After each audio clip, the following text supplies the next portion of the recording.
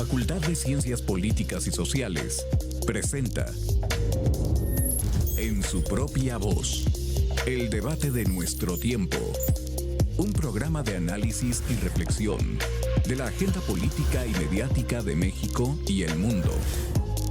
Con Marta Gloria Morales Garza, Efraín Mendoza Zaragoza, Marcela Ávila Egleton y Antonio Flores González. Comenzamos. Hola, ¿qué tal? Muy buenos días, bienvenidas, bienvenidos, bienvenides a este programa En su propia voz, el programa de la Facultad de Ciencias Políticas y Sociales de la Universidad Autónoma de Querétaro. Le agradecemos mucho que nos sintonice, que nos vea por la televisión universitaria, por la radio universitaria, el canal 24.1 de televisión abierta y que nos sintonice en el 89.1 de frecuencia modulada en este programa que estamos grabando en esta ocasión desde las instalaciones de la televisión universitaria aquí en el Centro Universitario Cerro de las Campanas de la Universidad Autónoma de Querétaro. Y pues en esta ocasión vamos a continuar con un tema que abordamos en programas anteriores. Es el tema de la organización social, de la organización popular que está surgiendo en el municipio de La Cañada, aquí en Querétaro, la Asamblea Chichimeca Otomí La Cañada Tlaxco Ndamaxey. Y para ello estamos hablando con Fidel García Sánchez y con el Abelardo Rodríguez Macías. Muchísimas gracias por estar aquí con nosotros. Pues en semanas anteriores, hablando con ellos, en programas transmitidos semanas anteriores, nos quedamos precisamente platicando sobre el proceso de reconocimiento que están ustedes trabajando como organización, como asamblea, de reconocimiento de La Cañada como pueblo originario, como pueblo indígena, pues en Querétaro, ¿no? Ante autoridades federales y estatales, ¿no? Un poquito para retomar este tema, si gustan decirnos en qué van en este proceso. Nos comentaban que no había habido una respuesta por parte de las autoridades hasta ese momento. Pues sí, digo que le había comentado la vez anterior que invitamos a este foro a la delegada de Lina, María del Carmen Álvarez. No fue, pasó un mes, no ha respondido a ninguna, a pesar de que le exigimos una disculpa pública. La vez que nos juntamos con ella nos desanimó, nos regañó, que no nos llamáramos autogobierno indígena, porque eso era de los zapatistas, que era gobiernos comunitarios, lo que va en contra de la misma ley, porque la misma ley de reconocimiento permite a los pueblos indígenas llamarse como quieran. La denominación que quieran asumir. Y hacer sus propias formas políticas. Y una serie de etcéteras que no vamos a ahondar. Es lamentable porque se supone que el INPI es nuestro valedor, nuestro coadyuvante, nuestro abogado, y está haciendo como el fiscal, ¿no? Sí, exactamente. Cosa distinta con el regidor, Juan Carlos Ramírez, que es vecino de la Cañada, que le dieron la comisión así como, porque te comentaba la vez pasada, él nos informó que le llamaban el gobierno municipal la Comisión de Asuntos en Importancia. Y la diputada indígena, María Eugenia Margarito, ella también participó en el foro. Era un foro informativo sobre la ley, sobre los derechos a los que tenemos acceso ahora con esta nueva ley, los pros, los contras. Entonces no era tampoco una cosa de tan complicada, comprometedora para ellos. Era informar sobre la ley. Sí. Si no podía ir la delegada, pues mandar a su abogado que nos informe. Entonces, bueno, vamos a picar piedra, pero lo más importante es convencer a la gente de La Cañada de esta alternativa. Y eso es lo que estamos haciendo. Muchas gracias, Abelardo, bienvenido. Y nuevamente gracias por estar aquí. Gracias por estar aquí, Fidel, también. Muchas gracias. ¿Cómo ha respondido la gente de La Cañada, la propia población de La Cañada, a esta iniciativa de ustedes, de este reconocimiento como pueblo originario? Bueno, pues hay de dos bandos, porque La Cañada ha tenido una historia en la cual se les ha dado a conocer que la historia oficial es la que han escuchado, y darles a conocer una versión diferente a la que generalmente se ha dado, sí da trabajo, no lo quieren aceptar de primera mano. Simplemente pues dicen, no, pues si la historia ya está escrita, ¿para qué andan inventando, no? Y así. Pero pues lo que les comentaba, se platicaba con el profe. Realmente pues la historia cambia, la historia evoluciona.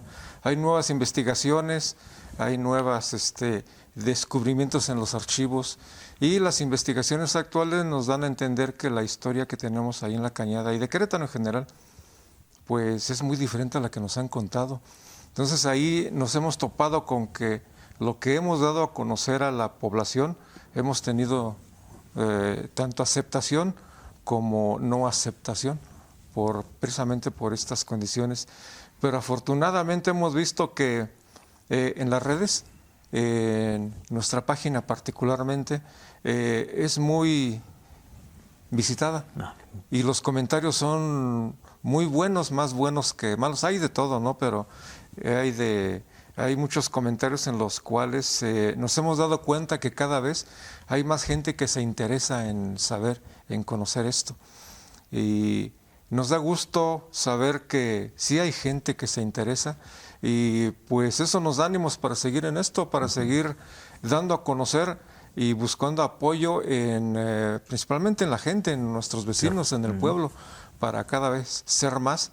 Y pues ahora sí que no nos toca más que estar insistiendo e invitarlos a nuestros foros para que nos escuchen y visiten nuestra página para que poco a poco se den cuenta. ¿Cuál es su página, Fidel? Se llama precisamente igual como es la asamblea Tlaxco, La Cañada, Tlaxco, Andamaxey. Así la buscamos y la podemos Asamblea encontrar. Chichimeca, La Cañada, Tlaxco, Andamaxey. Correcto. Y aquí quisiera mencionar una cosa importante de estas investigaciones que dice Fidel, el papel de la doctora Mirta Leonela Urbina Villagómez, que es también fundadora de la Asamblea, y a la cual le debemos mucho de lo que estamos haciendo ahorita. Mucha de la información de la investigación, ¿verdad? Particularmente de la Fundación, por ejemplo. Ella da a conocer el papel de los chichimecas, le dan los nombres, da una visión. La visión que se tenía de los chichimecas era de unos salvajes, que vinieron los españoles y los otomíes a civilizarlos. Y en esta ponencia que ella inicialmente lo dijo en 2023, en el aniversario de la ciudad de Querétaro, 25 de julio, da una visión documentada de que no es así, que era gente con una preparación igual que los demás grupos indígenas, ¿no? Un documento en Puebla que salió de un juicio contra Conin por despojo, da los nombres, es un trabajo de un investigador que se apellida Rangel, pero que la doctora Mirta ha estado, pudo investigarlo y juntarlo con los datos que hay aquí, y precisamente nos da pie a decir, bueno, pues es que las nuevas investigaciones, claro, lo que ha sido invisibilizada, ninguneada la historia indígena por esta tradición que yo te decía hispanista de el Marqués, ¿cómo se llama nuestro municipio? Sí. Pues el nombre de un despojador. La de Hércules, la delegación Cayetano Rubio. Y hasta Konrad Ratz, el austriaco historiador Maximiliano, también cuando vino a Querétaro dijo, bueno, ¿por qué le ponen el nombre del que lo saqueó, no? Entonces estamos con la historia al revés, ¿no? No nos sirve para nada el Marqués ni Cayetano. Entonces esta historia que ha aportado mucho la doctora Mirta ha sido fundamental. Sí, es bien importante pues este trabajo que ya nos comentaba Fidel, pues de estar trabajando y reinterpretando la historia, ¿no? Repensando la historia para verla desde otra óptica. Un proceso de despojo de 5 siglos y que pues aporta mucho este trabajo de la doctora Mirta Urbina, que en paz descanse, que sería muy importante que se publicara en fechas próximas. Está pendiente de publicación, ojalá que se logre hacer. Y bueno, en estos 5 siglos de despojo llegamos al día de hoy, y entre los procesos que estamos viendo está un proceso también con respecto a una macroplaza que se está haciendo en la Cañada, que está afectando un estacionamiento que implica este proyecto y que está afectando incluso al templo de la Cañada. Fidel, ¿qué nos puedes decir? Hablando un poquito de la historia de este templo, me voy a dar a la tarea de leer. Precisamente es una investigación que hizo el investigador Rangel, que comenta el maestro. Un breve relato de la historia de la iglesia de La Cañada. La historia empieza en 1741, cuando una familia Juárez dona los terrenos. Se los da al convento grande de franciscanos de Querétaro. Y ellos, pasa el tiempo y en 1742 inician la construcción del nuevo templo, viendo que la anterior, la iglesia chiquita, empezada a construir en 1528, y estaba vieja, estaba junto al río, estaba prácticamente en condiciones no apropiadas ya para esa época de 1741. Entonces se da la luz verde para construir el nuevo templo, el templo de San Pedro, y nos llama la atención lo que dice aquí, mira, desde el Archivo General de la Nación, volumen 55, expediente 52, de junio 2 de 1741. Dice, en 1741 el cura de Querétaro, el franciscano Fray José Núñez de Ulloa, planteó al virrey que el templo de La Cañada estaba muy viejo y situado en el peor paraje del pueblo, que era la iglesia chiquita, por lo que era menester fabricar uno nuevo en un sitio más propicio. A este efecto, el convento grande de la ciudad de Querétaro cedió el terreno, o sea, los franciscanos del templo grande, o sea, el templo actual de San Francisco. Y el prelado expuso que la obra o fábrica se tendría que hacer enteramente a costa y costo de los indios, por lo que pidió se mandara que las justicias no apartaran ni distrajeran a los indios de aquella actividad, lo cual fue acordado bajo pena de 500 pesos al contraventor. Esto es un extracto de la obra de la República de Indios en Querétaro, de Juan Ricardo Jiménez Gómez. Y ahí nace precisamente la historia del templo de San Pedro. 1741. 1741. Y ahorita con este proyecto se está dañando el templo, es lo que nos están hablando. Así es. Comentando. Lo que estamos viendo ahí es que ese templo de San Pedro fue en esa época, pues había manantiales alrededor. Precisamente atrás donde actualmente están haciendo el macroestacionamiento eran sembradíos de caña, de un montón de cosas ahí en La Cañada. Era una mini ciénaga ahí. Entonces el templo se planta ahí, pero con el tiempo ese templo pues sufre porque el agua se va, se seca, y la tierra ahí es diferente. Claro. Originalmente el templo se plantó en una tierra húmeda, en unas condiciones de humedad, y actualmente están en una tierra seca, sin agua. Se hunde. Se ha estado hundiendo entonces. Actualmente pues el reacomodo de la tierra ha originado que desde hace más o menos 20, 25 años presenta una fractura que va de norte a sur, atravesando la cúpula. Y es precisamente por lo que bajo la... Es visible esta fractura. Es muy visible, muy visible. Y el día de hoy nos comenta un habitante de La Cañada que esa fractura ya se presenta en estos días en otras áreas y más abierta, más grande. O sea que... De arriba abajo. De arriba hacia abajo. O sea, estaba en la cúpula la primera... Sí, primero fue arriba y ahora en la mañana nos acaban de avisar, pero eso ya es por el estacionamiento, que es subterráneo, que son como 30 metros para abajo. Habría que comentar entonces que en este proyecto de Macroplaza se está construyendo un estacionamiento subterráneo atrás, al lado del templo. Al lado del templo. La fractura original fue notificada hace 25 años por el cura. No se hizo nada. Hubo estudio técnico de mecánica de suelos. Hasta dijeron que no echen cohetes ahí cerca porque puede afectar. Si no puedes echar cohetes, imagínate un trascabo para 30 metros. Bueno, hubo anomalías. Se pidió cooperación para un grupo de instancias y vecinos, un festival, se juntó dinero, nunca se supo qué se hizo con ese dinero para arreglar el templo.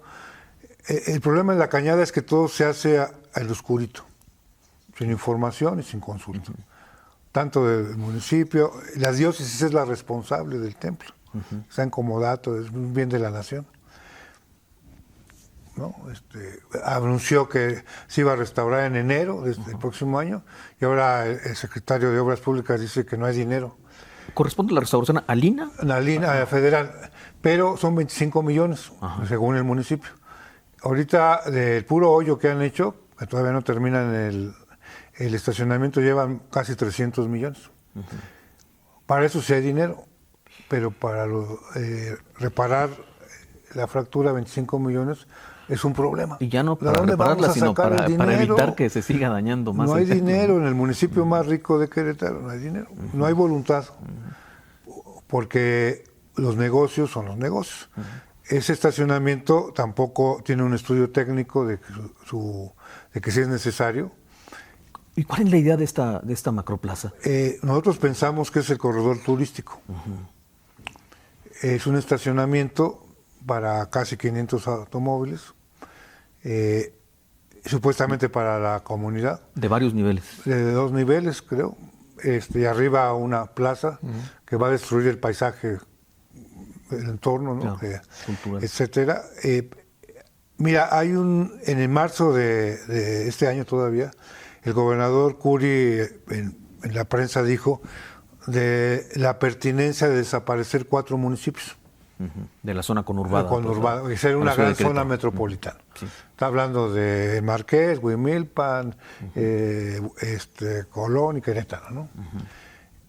Y bueno, al entendedor pocas palabras, ¿no? Desde hace años que la Cañada está a 10 minutos del centro. Como no informan y todos sus planes son secretos, se llevaron la presidencia municipal hace unos años a Jesús María, sin consultar, se fue. Sabemos que quisieron hacer ahí la cabecera, pero no cumplía con los números de habitantes. En la Cañada la gente dice, fue un pago por cambio de uso de suelo del dueño de la hacienda. ¿No? Es un rumor, pero como no hay información y no dicen por qué se la llevaron ni nada, pudieron haber construido un centro cívico ahí. Pensamos nosotros que quieren tarde o temprano que la Cañada pertenezca a Querétaro. A un municipio. Y hay un cabildo metropolitano, se juntan los... Está operando, pues. Está operando. Y es la gentrificación de la Cañada. En el fondo de todo esto hay una disputa por el territorio, ¿no? Sí. Entre los proyectos de desarrollo del Estado, del gobierno, de las empresas, de las inmobiliarias, sí, frente a los proyectos pues de las propias poblaciones, ¿no? Sí. En este caso de la Cañada también junto a la Asamblea han estado cerca población también de la colonia del Garambuyal, Fidel. También. Sí. ¿Cuál es la situación de estas personas en este asentamiento? Sí, la colonia? situación de este asentamiento es realmente muy triste. Originalmente esta comunidad empezó a habitar ese lugar que está en el Cerro de la Cañada, a un lado. Se empezaron a llegar ahí a partir de 1995, llegan los primeros, en el 2006 ya había más, y de ahí para acá ya hay bastantes habitantes ahí, hasta llegar más o menos a 600 y fracción. Pero estos habitantes viven en unas condiciones realmente que da contraste con lo que los políticos hablan, que el Querétaro desarrollado, que en Querétaro ya no hay pobreza, que es una comunidad totalmente olvidada, que vive sin los servicios elementales para vivir. Ningún servicio tiene la verdad. Ningún servicio, ni pronto. Agua, ni luz, ni nada. Viven en condiciones que da pena. Y son personas migrantes que llegan de otro pueblo, son otomíes de Amialco. Muchos de ellos Santiago Mezquititlán. ¿Y por qué vienen de allá? Porque en su tierra original fueron expulsados por las condiciones que ya tenían allá. Entonces vienen, migran, encuentran un lugar y con engaños les venden una tierra que originalmente, entre comillas, pertenece a un ejido, al ejido La Cañada, que es una historia también de saqueo, lo del ejido de La Cañada, un ejido que nunca fue entregado a sus dueños legítimos al pueblo de La Cañada, con engaños políticos también, que es una historia más triste porque esa tierra que originalmente debió y fue propiedad del pueblo de La Cañada para sembrar sus tierras de temporal, para llevar a pastar a sus animales, pues sí, ahí esa tierra quedó en manos de los gobernantes, del gobierno del Estado, y es donde actualmente el municipio del Marqués ha tenido una explosión de crecimiento demográfico con las colonias nuevas que hay alrededor de la Cañada y de Hércules, en tierras que originalmente debieron tener un dueño, y ese dueño fue el pueblo de la Cañada. Por detalles de legales e ilegales ahí, con complicidad de abogados y demás, y de gobernador del estado, estas tierras pues les ha dado uso el gobierno, creando ese tipo de asentamientos, colonias. Hablo de Milenio, Campanario y demás. Sí, en Cibatá, por ejemplo, tienen 2 pozos que fueran ejidales. Uno es solamente para el campo de golf. Uno para el campo de golf. Nada más. En la fábrica de Hércules hay 2 pozos para una cervecera que es de Grupo Modelo, pero a nosotros nos tandean el agua. Es parte del saqueo inmobiliario. Y del Garambuyal violan todos los derechos humanos, los derechos de la Constitución. Viven en casas de cartón, han sufrido incendios, de una niña que no pudo salir porque las casas se queman fácilmente, etcétera. Incluso desalojos también. De calor, insalubridad, etcétera. Haz de cuenta que nos regresamos a Ciudad Neza en los años 70 o más allá. Es verdaderamente vergonzoso que un municipio tan rico y esto tenga asentamientos de este tipo, y ha sido como adrede. Compraron casi $1 millón en Cooperacha para poner los postes de la luz. El especulador que los está explotando ahí les ha impedido que los pongan, inclusive con amenazas y violencia. Y el gobierno se hace para atrás. Y contrasta precisamente, si uno va ahí al Garambuyal, pues una población que no tiene servicio del agua, que la recibe por pipas, pero de manera muy escasa, y contrasta porque uno ve los cerros de enfrente con los campos de golf, precisamente, de estas colonias. Sí, ¿no? es una vergüenza. Y con ellos vamos a trabajar lo del reconocimiento indígena. Son 260 familias, hablan otomí la mayoría, la gente más humilde que te puedas, y le han hecho una campaña de que ellos son los que nos han venido a invadir, sí, claro, y a quitar el territorio, y muchos compañeros de la Cañada compran el discurso, no, es que son paracaidistas. Ahí está, los verdaderos despojadores, claro, están ahí en las inmobiliarias. Sí, sí, sí. Y la historia de larga duración precisamente nos sirve para ver volvemos eso, otra vez que son pueblos originarios, que es su territorio. Pues, y los también, ancestros de estos otomíes llegaron con Conio, claro, llegaron exacto. ¿A dónde? A la Cañada. Hace 5 siglos. Y si están en la Cañada, es una paradoja histórica importante. Que vivan en esa Ellos situación. son los dueños originarios. Para cerrar el programa, si nos quieren decir qué viene por delante en los trabajos, en las propuestas de la Asamblea de la Cañada. Bueno, ahorita lo que tenemos en puerta, ya que finalizamos nuestros foros, precisamente el sábado anterior fue el final de uno de ellos, con tu invitación que estuviste, gracias ahí. Gracias. Ahí. Muchas gracias. Lo que tenemos ahora en puerta, lo siguiente es escribir todo lo que dimos en los foros, hacer algún tipo de libro, folletos, y repartirlos a la comunidad. Ya por escrito lo que dimos ahí, tanto la historia de larga duración en la línea del tiempo, desde la época que comentábamos, de la época del Carmen II hasta la actualidad, para que el pueblo se dé cuenta de la otra historia que hay, que poco a poco se ha ido escribiendo, y tener en cuenta que pues estamos asentados en un pueblo que dio origen a Querétaro, y que se den cuenta del orgullo, que no venimos de una comunidad de ignorantes o algo así. Ahí existió un centro ceremonial muy importante, en el cual hubo una cultura, hubo comercio, política, religión, todo había ahí, y ahora pues lo queremos dar a conocer por escrito.